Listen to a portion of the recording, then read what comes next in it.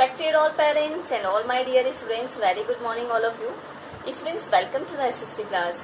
Today we will read a new chapter in civics and that is chapter number 6, Understanding our Criminal Justice System. तो बच्चों इस chapter में हम criminal justice system के बारे में पढ़ेंगे कि जब भी कोई अपराध होता है तो उसके लिए क्या पनिशेबल एक्ट डिसाइड किया गया है, न्याय प्रक्रिया के लिए क्या क्या संविधान द्वारा क्या क्या प्रावधान किया गया है, इन्हीं सब पॉइंट्स के बारे में इस चैप्टर में हम डिस्कस करेंगे. सो बच्चों, चैप्टर स्टार्ट करने से पहले I just want to share the thought and the thought of the day is, आज का विचार है बच्चों कि मुश्किलों का आना पार्ट ऑफ लाइफ है और उसमें से हंसकर बाहर आना आर्ट ऑफ लाइफ है.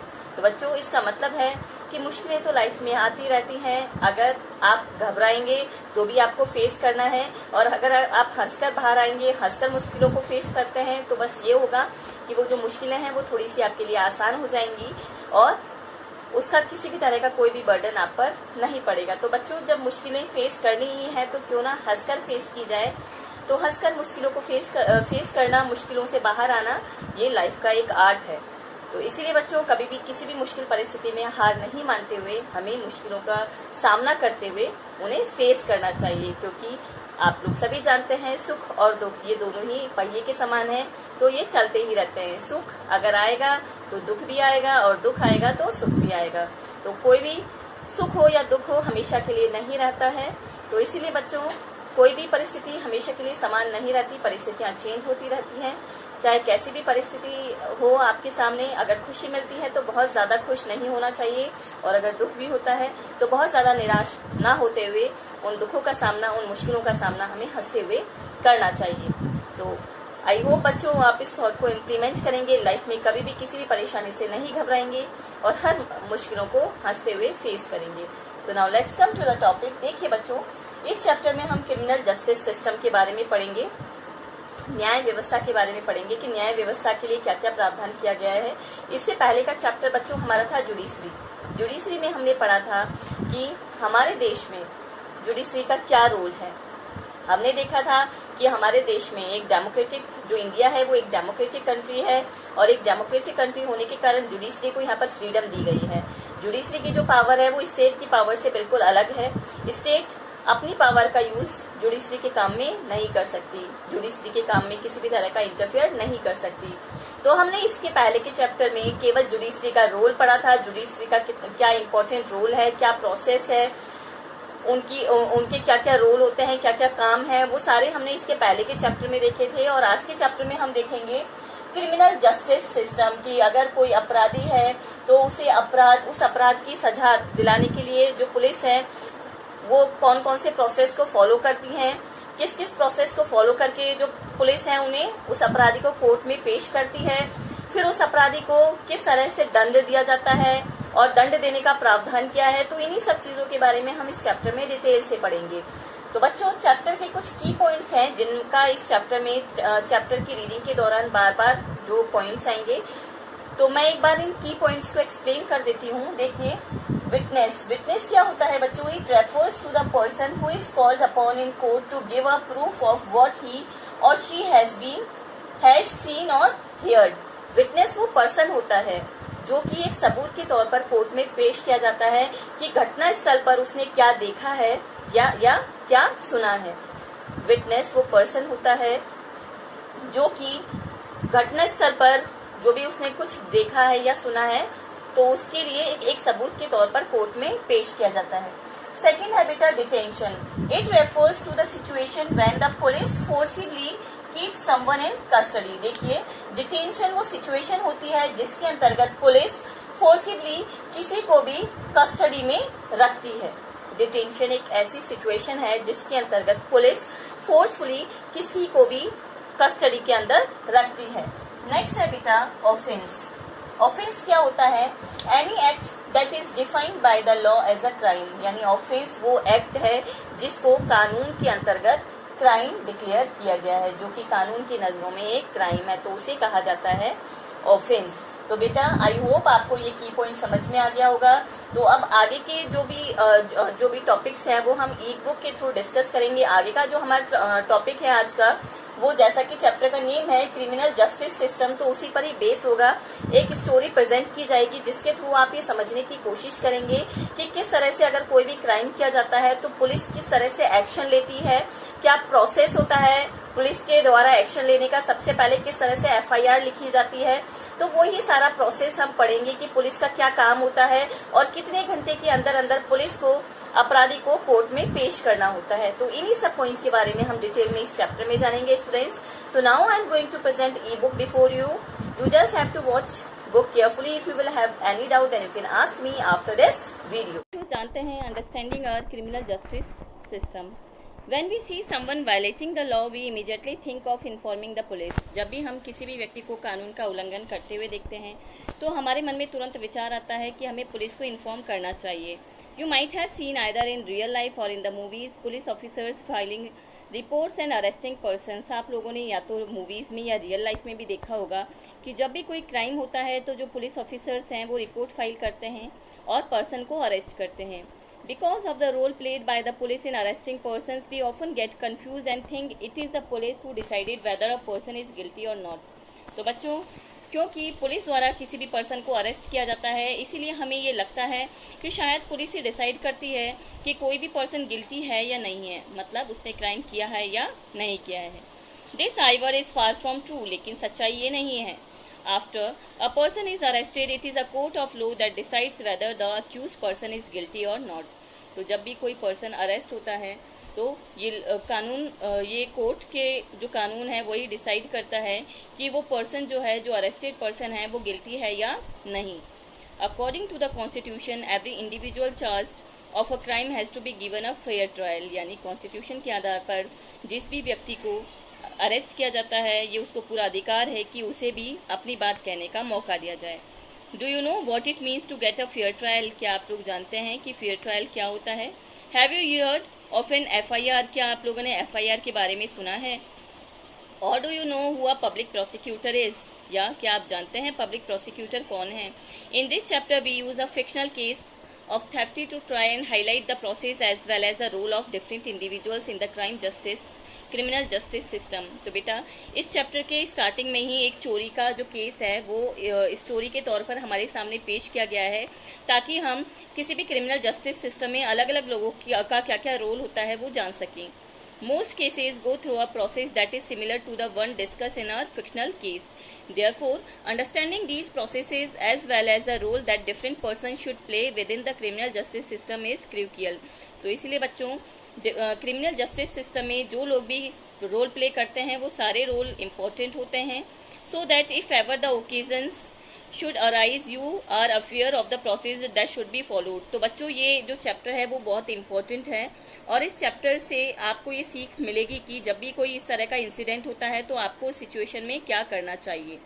तो आइए स्टोरी प्रेजेंट करते हैं। एक स्टोरी है, इस स्टोरी में चोरी का केस है, तो उस चोरी के केस को किस तरह से सुलझाया गया है आइए जानते हैं।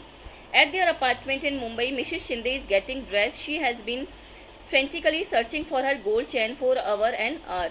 यानी अपने अपार्टमेंट में, मुंबई के एक अपार्टमेंट में मिसेस शिंदे नाम की एक लेडी है, तो वो कहीं जाने के लिए तैयार हो रही है और वो एक घंटे से अपनी सोने की चेन ढूंढ रही है। I am sure it was in this drawer, where could it be? तो वो कहती है कि मुझे पता है कि मैंने इसी ड्रॉर में रखा था, मेरी सोने की चैन कहाँ चली गई? Hurry up, we are going to be late for the wedding. तो उनके जो हस्बैंड हैं वो कहते हैं, मिस्टर शिंदे कहते हैं कि जल्दी करो, हमें शादी में जाने के लिए देर हो रही है। I can't find my gold chain, it's not in the drawer. I suspect that Shanti might have stolen it. She always spends a long time dusting in my room. तो मिसेस शिंदे कहती हैं कि मुझे बहुत देर से मेरी गोल्ड की चैन नहीं मिल रही, मैंने इसी ड्रॉर में रखी थी और मुझे शक है कि जो शांति है, जो हमारी मेड है, हमारे घर की जो नौकरानी है, मेड है, शांति ने ही इसे चुराया होगा क्योंकि वो बहुत देर तक मेरे कमरे में डस्टिंग करती रहती है।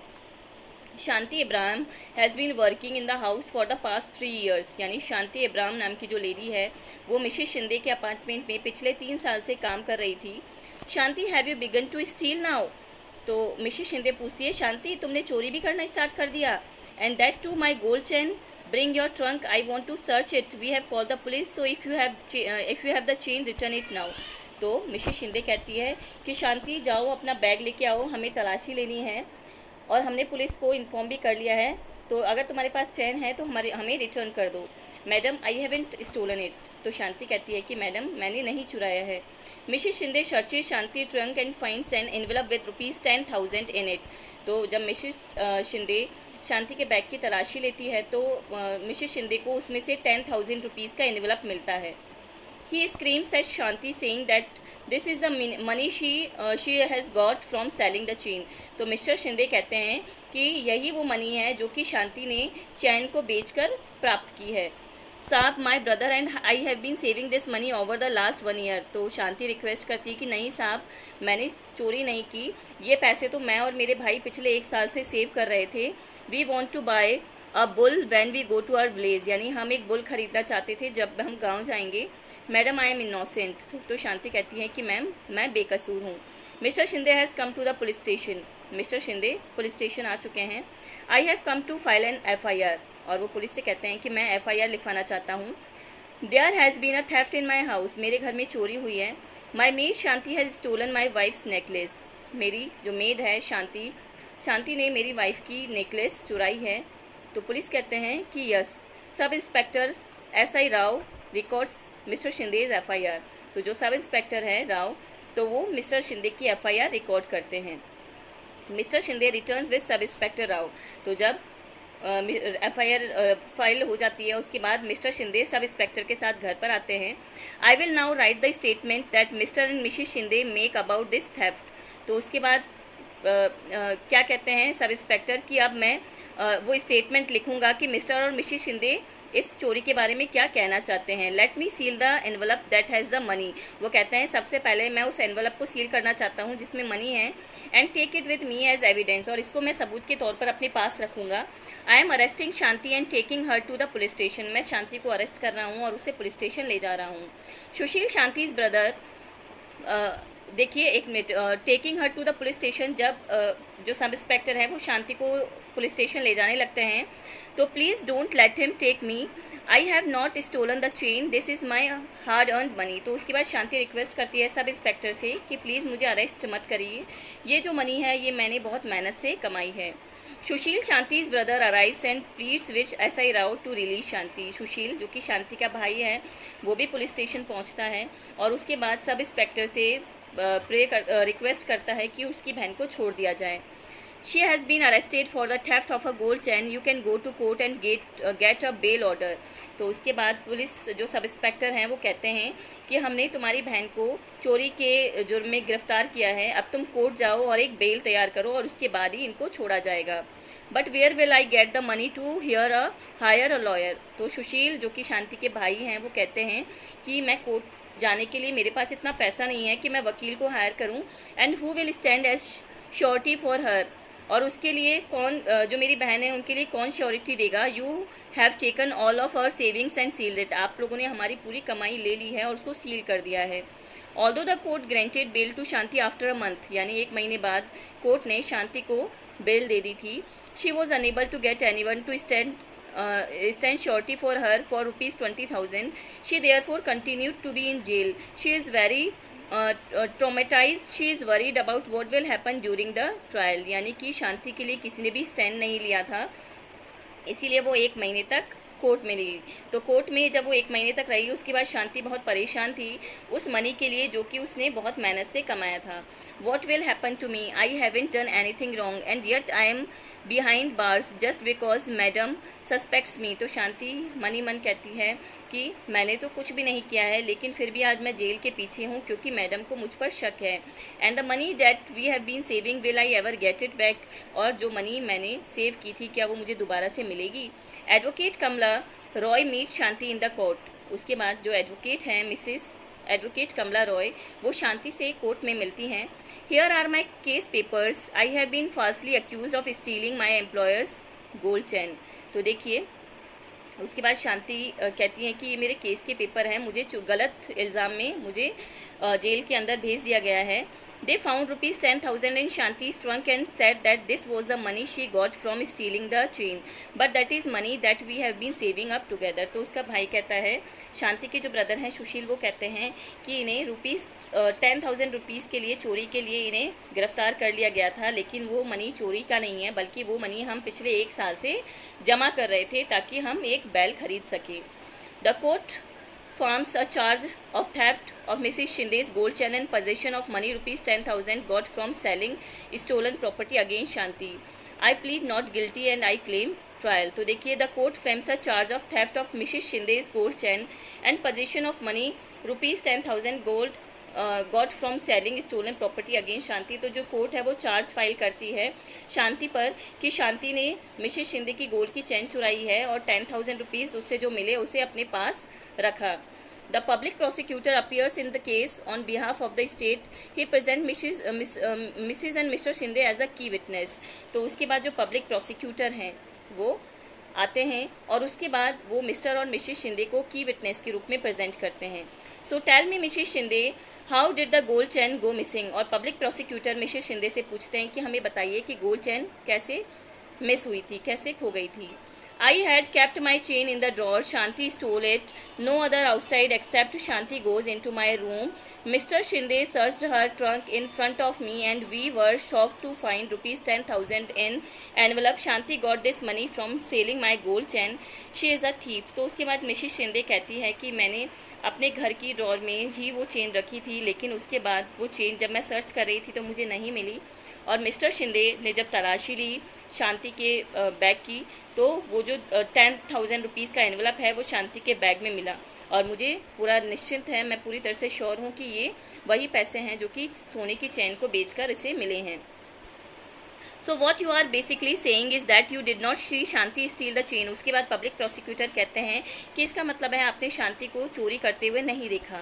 Not did you recover the chain on Shanti also in the 3 years that she has worked for you. Nothing has been stolen from the house. तो उसके बाद पब्लिक प्रोसिक्यूटर कहती हैं कि इसका मतलब है कि पिछले 3 सालों में आपके घर में कोई भी चोरी नहीं हुई.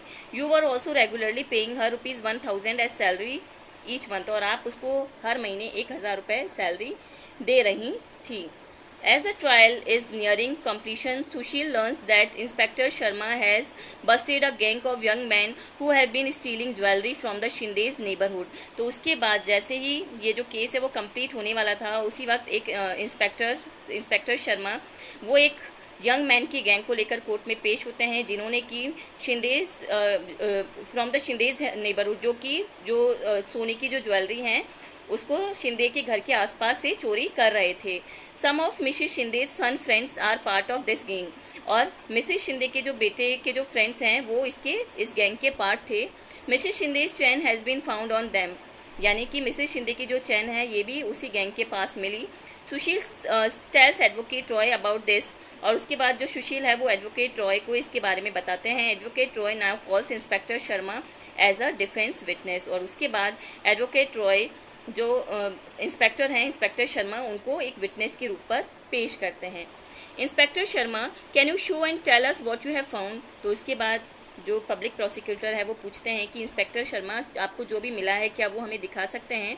Here is a chain that has been identified by Mrs Shinde as hers. यानी यही वो चेन है जो कि मिसेस शिंदे के द्वारा पहचानी गई है कि ये उन्हीं की चेन है. We busted a gang of boys who had stolen the chain. हमने एक बॉयज़ का गैंग पकड़ा है जो कि इसी तरह की चेन चुराते हैं. These boys have admitted that they stole the chain. और इन बॉयज़ ने ये एडमिट किया है कि इन्होंने ये चेन चुराई थी. Shanti, you are hereby acquitted of the charge of theft. The police will I hand over to you the rupees 10,000 that they had sealed. In my written judgment, I have made it a point of highlight SI Rao's role in conducting such a shoddy investigation that made you spend time in jail. तो देखिए उसके बाद जो जज हैं वो कहते हैं कि शांति तुम्हें इस जो केस है उससे फ्री किया जाता है, तो तुम्हारे ऊपर अब किसी भी तरह का चार्ज नहीं है. और जो 10,000 रुपीज़ तुमसे लिया गया था, जो सील कर दिया गया था, वो भी तुम्हें दोबारा से लौटा दिया जाएगा. From the above incident you can see that the 4 key players in the criminal justice system are the police, the public prosecutor, the defence lawyer and the जज.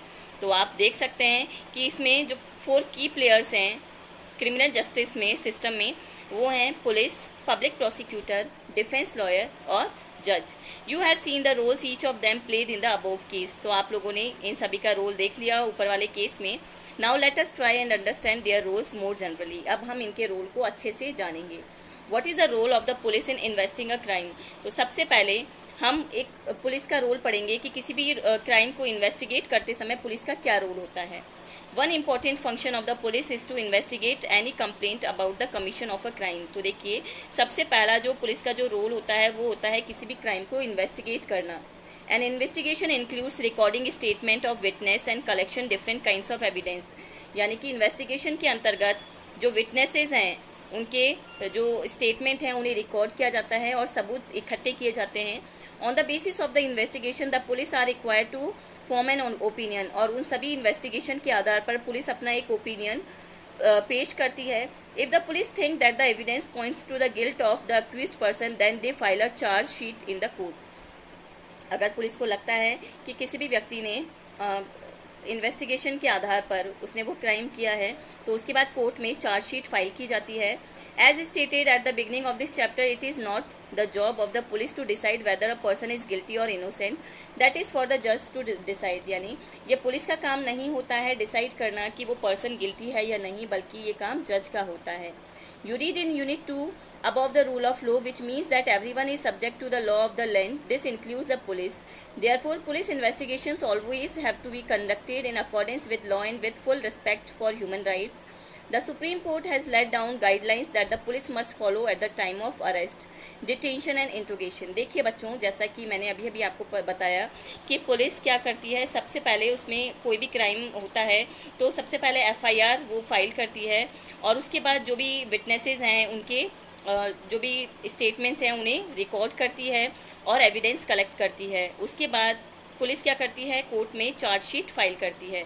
तो बच्चों देखो, सुप्रीम कोर्ट ने भी कुछ गाइडलाइंस पेश की है पुलिस के लिए, जो कि अरेस्ट किसी भी पर्सन को अरेस्ट करते समय उन्हें फॉलो करना होता है।